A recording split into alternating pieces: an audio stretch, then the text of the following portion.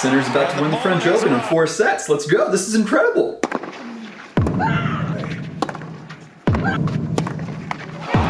Alright, so that didn't happen. We need to talk about the tactics behind this year's French Open. Starting with how Alcaraz saved 3 match points and won this game to stay in the match. But we have an important question that we need to answer. Was Carlos clutch?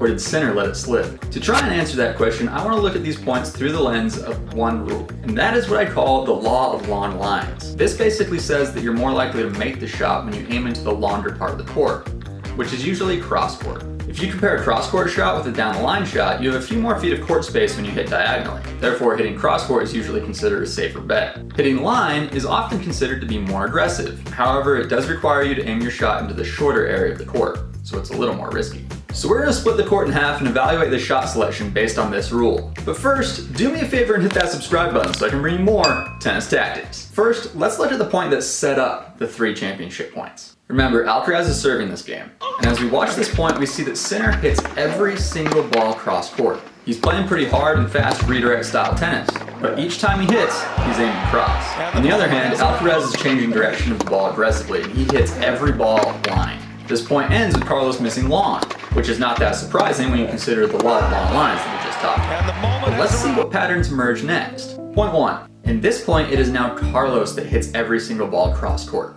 Sinner, on the other hand, out of the 4 balls he hit, 2 he plays cross and 2 he plays line. Not surprisingly, this time it's Sinner that misses. And where does he miss?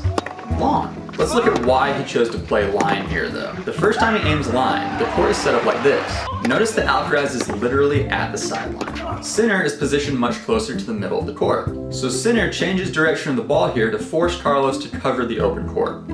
It's to get him moving. This is an offensive tactic, and it's really a pretty good intentional choice by Sinner here. However, I don't think he was aggressive enough with this ball. It's clearly one that's intended to move Carlos, not one that's really forcing. To me, this shows a little bit of tension in Sinner, like maybe a first early sign that he's not quite in a good mindset to really step up and take this match. Also, I think this is a tactical mistake. Moving Carlos to the deuce side sets up a forehand-to-forehand rally. Carlos loves this. So if Sinner's gonna do this, I think he needs to be really aggressive. But instead, Carlos moves over, he gets to this ball, and he plays a higher shot, more of a deep topspin loop, and was deep enough to push Sinner back in the court. And look how off balance he is right here. He actually sends his next shot back a little weak, and Carlos is able to step in and rip this forehand drive cross. This pulls Sinner wide, and this is where Sinner plays line again, and the ball goes long. Now this is a tough shot. I mean, look where he is. He's practically on the double sideline where he makes contact with this ball. But if he had hit the same distance and was able to aim the ball a little more cross court, this ball would have went in. Still, if I had to judge it, I think this is a little more of a forced error. Really good work by Carlos working in that topspin loop with the topspin drive. Great stuff. Alright, here in this point, Sinner gets a look at a second serve. Next to winning the match outright, this is the dream come true. Match point, opponent's second serve. Carlos is smart, he hits a high kick to Sinner's backhand. But it's nothing crazy. Sinner gets there with plenty of time. He's set up, he leans into this ball, and he drives it line. He was pretty aggressive on this return and he missed it by inches. Our rule says this is more of a risky shot.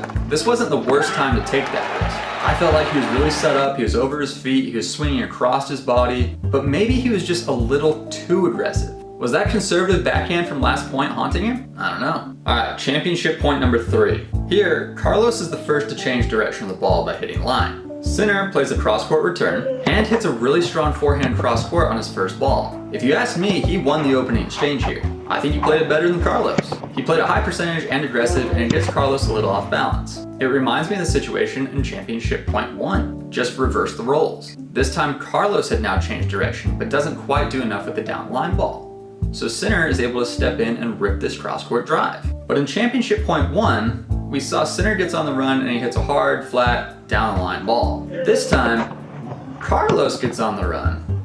He's a little off balance, and he plays, again, this high topspin loop. And he lands it nice and deep in the court. This loop shot, again, has the same effect on Sinner. It gets him on his back foot.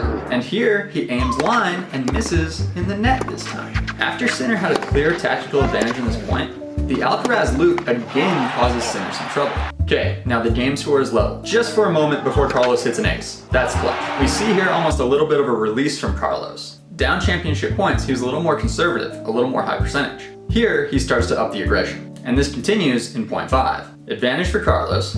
This point is all about the opening pattern. Carlos runs tactic 4-1-4-0, and this is a tough one. He serves T, which pulls Sinner into the middle of the court, and it opens up the backhand wing. Sinner returns cross, forcing Alcaraz to move and cover the court. And while he's on the run, he hits a deep line drive to Sinner's backhand, and it pays off.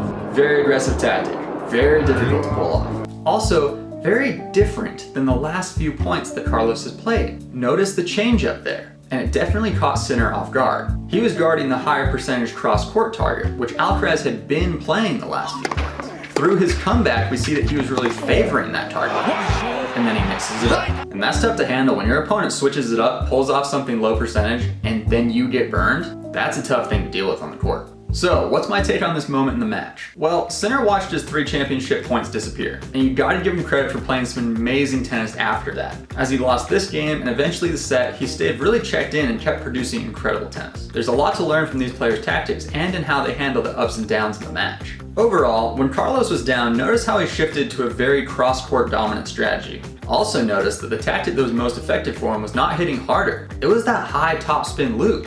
That's the thing that kept getting Sinner on his back foot. Very good play, kind of subtle, but very good. Then, when he got some breathing room, he got a lot more aggressive, which shows you that mentally, Carlos was very ready to step up and take this match away from Sinner. He was smart, he was high percentage, and when the moment came, he attacked and converted. Sinner, on the other hand, I think he missed one opportunity early on that first championship point to be more aggressive with his backhand. Then I think he overcorrected and got a little too aggressive with his backhand in the next one. I think this is him working through the tension. These are two things that I don't think Sinner would do again. And I think it just goes to show you how much pressure there is on championship point. But what do you think? Was Carlos clutch or did Sinner slip?